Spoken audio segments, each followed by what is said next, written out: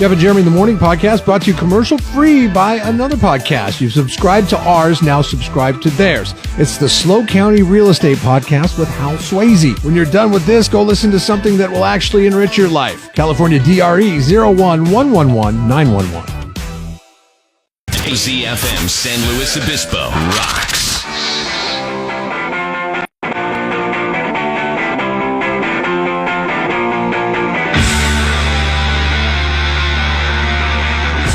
Hey, here we are. Another Friday! Good morning. Happy Friday to you, Jeff. Football go by fast, brother. I know. The weekend is here. We got football picks coming up at 7:20 this morning. Get Leslie and Patrick on. We'll break down the playoffs for week 20 of the NFL season. More on that in a little bit. I didn't know this, but apparently Starbucks would allow anybody to come in and just hang out and loiter. You didn't have to buy anything. You could just come in, use their internet, and sit at their tables, on their couches, use their bathrooms.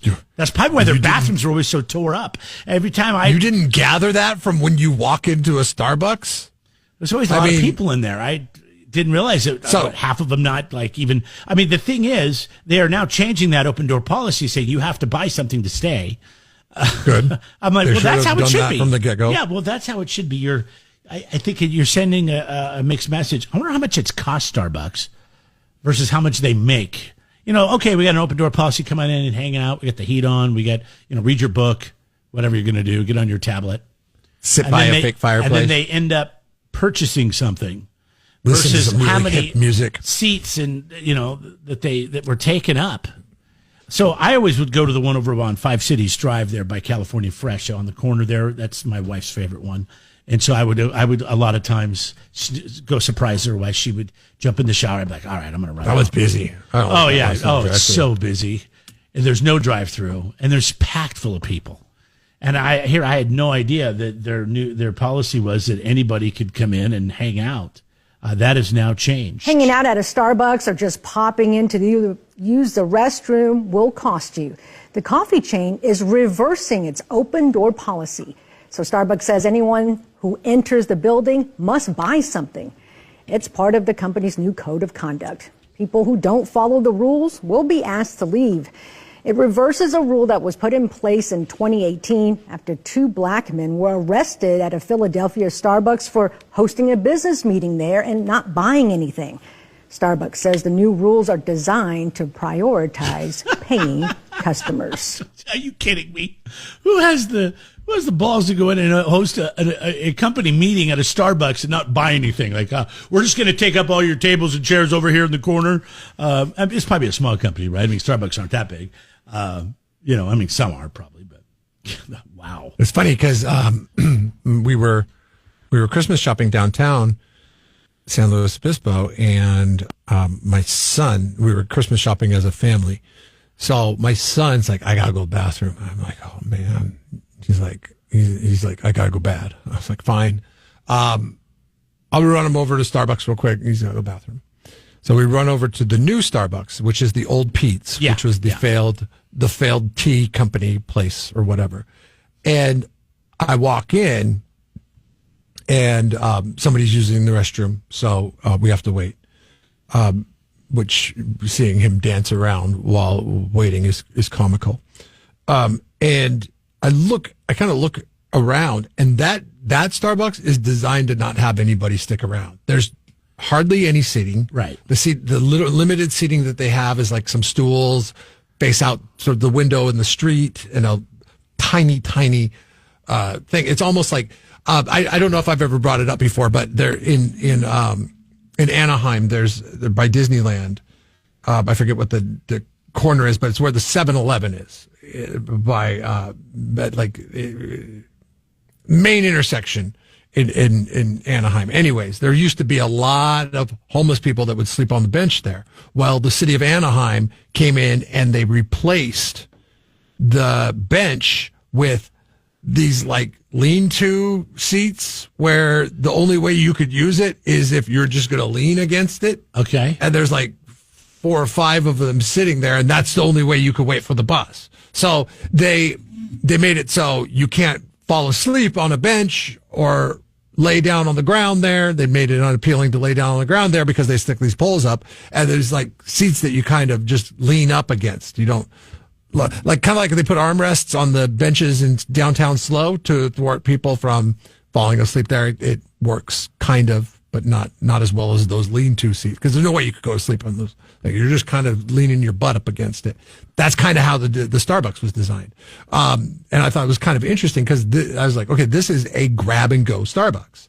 And they just, opened up the new one at the Village Host, which my question is for you, Starbucks. You have big shoes to fill. How good is your pizza? Because Village Host was good pizza. So that must have a big seating area in that one. Yeah, that's got to have a huge seating area. So they have the ones that have the seating areas, but I think Starbucks is going to drive-through. To a model. Well, that's a slow thing. I know. No drive-through. Every single one in huge my parking lot, hood. huge facility, no drive-through. Yeah. Anyways, I'm on board with any business. They should, unless you're doing business there, unless you're planning on, spending money. Don't you, if you go into a place to go use the bathroom, don't you feel guilted into buying something because you're using their facilities? I do. And it's usually a convenience store / gas station. You pop in, you run in, use the bathroom. But normally I'm getting fuel or something. I'll start fueling my truck, and then I'll run in, use the bathroom, come back out. We stopped at a Starbucks in Williams on our holiday travels. And there's 2 bathrooms. They're both gender neutral. Anybody can use them, type of thing. And then you go wash your hands outside. And so we picked the one on the left. My daughter and my wife picked the one on the right. And we went in the one on the left, and we walked out. And then they're waiting for the one on the left. And I'm like, how come you guys didn't use that one? And they're like, oh, somebody shoved a Dr. Pepper can into the hole of the toilet. The toilet. So we went and told them, and I guess they're going to look into it. And then we went and bought our coffee after using the restroom, and then they had to close down the restroom because the Dr. Pepper can was not only shoved down in there but crushed down in there, and they couldn't dislodge it, so they had to call a plumber. That is why we can't have nice things, and that is why you now must buy something when you go into Starbucks bathrooms. Because you guys, here's my thing. You're a bunch of animals. Women have to hate this gender neutral bathroom setup, and the same situation you're talking about. You walk into a room, it's got the sinks all there, yes. And then you got 4 doors, and anybody can use any door. Because guys, listen, I try to because I'm married. I put the seat down, I try to clean up, but a lot of guys don't. They just leave the seat up, they'll pee all over the place, and now you're a woman and you have to go in and deal with that. That can't be something that you enjoy. That can't be something, that has to be something that bugs you a little bit. You talk about, an equality type of thing. If you just went back to men's and women's bathrooms, you would have expectations going into the bathroom of what that bathroom is like. I'm with you on this. Women know how to take care of a bathroom, men do not. Yeah. It's just, I hate public bathrooms. As a matter of fact, when I used to be in certain cities, if there was a Nordstrom, I would always go to there if I had to use the toilet because their bathrings are the cleanest bathrooms I've ever been in. Yeah, but wasn't that like on the 5th floor or something like that? There's elevators. Take there's escalators. The elevator it's worth it. It's worth it. I'd be dancing like your son, but it was worth it because when I got in there, I felt like it was clean and it didn't stink and I could do my business. Nordstrom doesn't have a drive-through, Jeremy. Come on. 93.3 KZOZ rocks the. Don't forget the show is in podcast form. So if you're an early morning listener, but you have to miss the second half of the show, well, it's in podcast form and it's broken down by hour thanks to our friends at Team Swayze. If you're into real estate, the market, check them out. It's the Slow County Real Estate Podcast. They have a great podcast as well. Jeff actually is the executive director of it. I don't know. Is that true? I probably just... No, we're not in... We don't do titles, man. Anyways, it's a great podcast, Slow County Real Estate Podcast. And check out our podcast, Jeff and Jeremy in the Morning. You can subscribe to it. You can give us 5 stars, too, if you're feeling generous. So I made the mistake yesterday of reaching out to 2 members of the same band to find out what their influences were. Because I wanted to see... Well, what was the band? This is JD Project. Oh, of course it was. The 2 guys that are in our fantasy football league. Right. The 2 guys you have is phone contacts for that are in a band. So coming up, I'm going to read you the response from the singer and the response from the bassist of this band, because they're in our fantasy football league, and you're going to tell me, you're going to match the response to who you think it would be, okay? All right. Yesterday we were talking about the most influential rock bands of all time. We know that Zeppelin and the Beatles and Rolling Stones are definitely in that conversation. We were asking about some others, and we got in a conversation about Metallica and just like, well, who do they really influence? And kind of went back and forth. My question in the text message to JD Project, or at least two of the members of JD Project, being Doug and John, was who is JD Project's biggest influence? Here are the responses. You got to tell me whose response is who. Okay. I don't think we could pick just one. And we each have different influences that impact our individual playing That's style. definitely Doug. That is definitely Doug. Band-wise, I'd say the band, Led Zeppelin, Black Crowes, the Eagles, and the Dead. And then, I'm going to leave off the second part of that because it implicates who the next response is to. Okay, now, are you locked in that it's Doug? That is Doug, for sure. Okay, the other response was one influence. That's tough. I would say that our rock influences, those are our rock influence. We also have country influences from Hank, Waylon, Willie. I think if you had to pick a single influence, it would probably be somebody like Zac Brown, because they blend rock and country while open to Latin and other foreign rhythms. They're a good band. Yeah, boy, it really sounded like Doug, that first response. So I'm going to stick with my gut. The second one didn't sound like Doug either? It did. It did sound like Doug too. You were right initially, Doug. Because the lead's always got to have the first answer. You got to remember, we've had Doug on the show a number of times. He was on Jeopardy and I remember asking him questions, and he's just, I'm not going to call him a fence setter, but he definitely doesn't want to just come right out and. Dude, that is exactly how he is in fantasy football too. You set him a trade. He's like, I don't know. That's pretty interesting. Dot. And then 3 days later, you're like, hey, what about the effing trade, bro? Yeah, I mean, okay, what are we doing here? And he's like, no. I think I'm good. Let me take a look at it.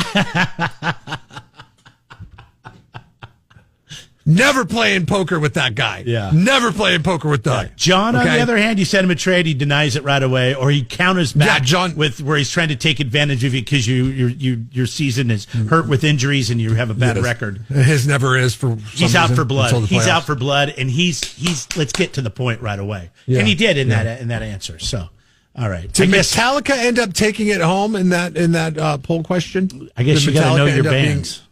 Being the biggest influence? I don't know. I'll have to look it up. I'll have to look up the final results. We got a new question up now. We'll get to that coming up next. Jeff and Jeremy in the morning. Yeah, they would always do I always kind of liked it because it was rustic. But it was fake rustic. It was rustic. It was rustic. It was kind of rustic. You know, you'd see the shiplap and the distressed wood and everything was white though, and kind of a polished aluminum, silver, whatever. I don't know what would you say that is, but okay, that's going away, huh? Yeah, it's fading in popularity. You know what's coming back? Earth tones. I don't know. Kind of. Stained glass.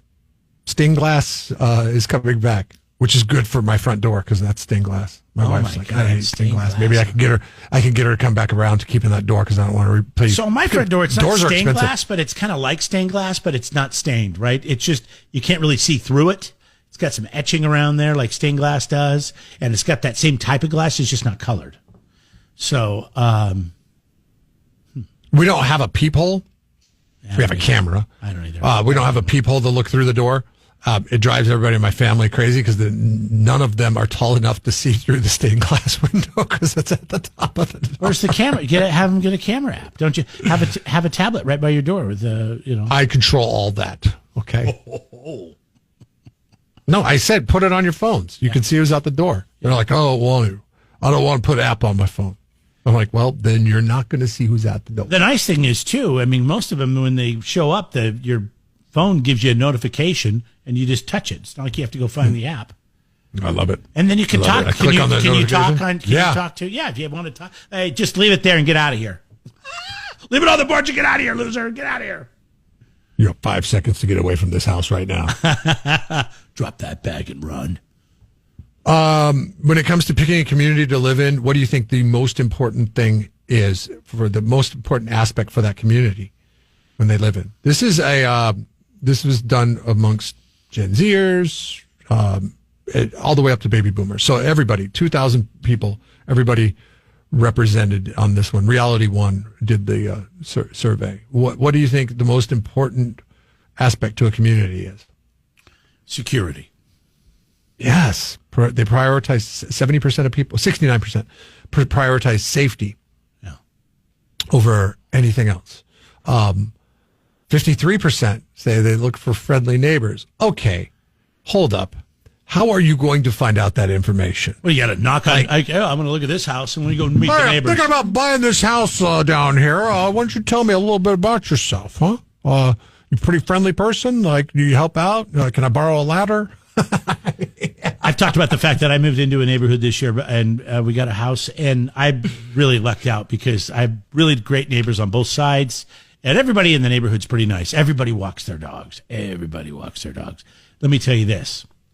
So I got the camera, right? I'm like, son of a bitch, they're letting that dog pee on my grass. Like, I walk George all the time. He is never allowed to pee on anybody's grass or go to the bathroom. Now, there's a few spots in the neighborhood where it's like drain rock, like gravel. And I'm like, all right, you can go there. You can go there. So Charlene, my wife, wants to put a sign in the front yard that says, keep your dogs off, or don't pee on our grass, or keep your dogs off our grass. I'm like, then we're going to seem like, jerks, for lack of a better term. But it drives me nuts because dog pee kills grass. I'm trying to have a nice yard here. I spend money on it. My wife knows nothing about neighborhood diplomacy. The other day I come home and she's like, you know what those kids down the street did? And I was like, what? Whoa, hold up. And so we're at the end of a cul-de-sac. The cul-de-sac slopes up towards our house. So she sits there at the window overlooking everybody, looking down on the about neighborhood. 10 different houses. It's like we're kind of into like the good seats in the arena for our neighborhood, right? Yeah. We can see everything that's going on the street that it intersects with and all that stuff. So she sees these kids come walking up the cul-de-sac, and we know that they're from a block and a half over, and she sees them walking up with their dog. So she's like eyeing them. She's like, what are they doing? They come walking up with their dog. Dog's off a leash, which she doesn't like that because she thinks there should be a leash law. My wife's political leanings aren't always necessarily in line. What you think they'd be based on the amount of regulation she wants on everybody else's actions. I know where she's going with this. She wants everybody. I mean, I always have my dog on a leash, but that's just because I don't trust him. Like he listens to me really good, but all he needs to see is a squirrel and he's gone. Yeah. She has this pipe dream of going to her hometown and making everybody paint like an HOA, like making everybody paint their business the same color and have the same signage, so it's more aesthetically appealing. So business will stop by, which is not a bad idea considering that town. Anyways, she's standing there waiting, and as they get closer to the house, she decides to go down and get the mail because she's got to go to the street to get the mail. And she times it out perfectly to where these two kids come walking up with their dog, and she's at the mailbox. She's like, oh, how's it going? And the dog, we've had a dog that has been coming around and pooping in the front yard. I've noticed this because the other day I mowed the lawn, and there was 2 piles. And it's been a while since I mowed the lawn because I haven't had to. And so there's now, with the weather being what it is, it's starting to make the grass grow. So I went out, and I had 2 piles when I was mowing the lawn. So this dog, she's like, oh, what's your dog doing in our yard? To the kids, they're like, oh, come here. But as before they get a chance to get the dog out of the yard, he starts pooping. And then they say to her, oh, man, I'm so sorry. He never usually does that. Well, she knows that I picked up 2 piles the other day. So she's like, oh, that's weird because we've had some piles. She's having this conversation with what I can only guess is like a 8 and a 10-year-old, okay? and she's having this conversation. She's like, that's weird because we had 2 piles of dog poop in the yard the other day, and your dog seemed to know right where they were going. And he's like, oh, yeah, well, sorry about that. And she goes, well, you better make sure you go home and get like a bag or something like that to come back and pick it up. And I was like, wait, you made them go home 2 blocks away to get a bag? Don't you guys have poop bags? I mean, you have a dog. And that's what I said to her. I said, why didn't you just say, here, pick it up, take it with you? Or, here, pick it up, throw it in our garbage. She's like, because that's not it's their responsibility to have bags with them. They're going to let their dogs walk around off the leash. Well, she still could have got that accomplished by saying, here, I know you didn't bring a bag. Make sure you bring a bag next time because you never know, right? And this is why my wife knows nothing about neighborhood diplomacy. So what did it end up happening? Because those kids are going to go home, tell the mom. Oh, yeah. That bitch down there. Yeah, and it's like now we got a war. Just, I'm not calling Jeff's wife a bitch. This has been construed before. I'm just saying the kids might have said that to the mom because they were mistreated. Because that's what they're thinking.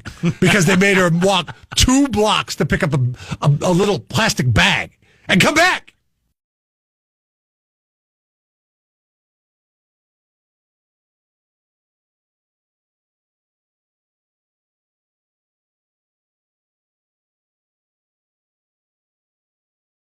And Jeremy in the morning. 93.3 KZOZ rocks. Jeff and Jeremy in the Morning podcast brought to you commercial free by another podcast. You've subscribed to ours, now subscribe to theirs. It's the Slow County Real Estate Podcast with Hal Swayze. When you're done with this, go listen to something that will actually enrich your life. California DRE 01111 911.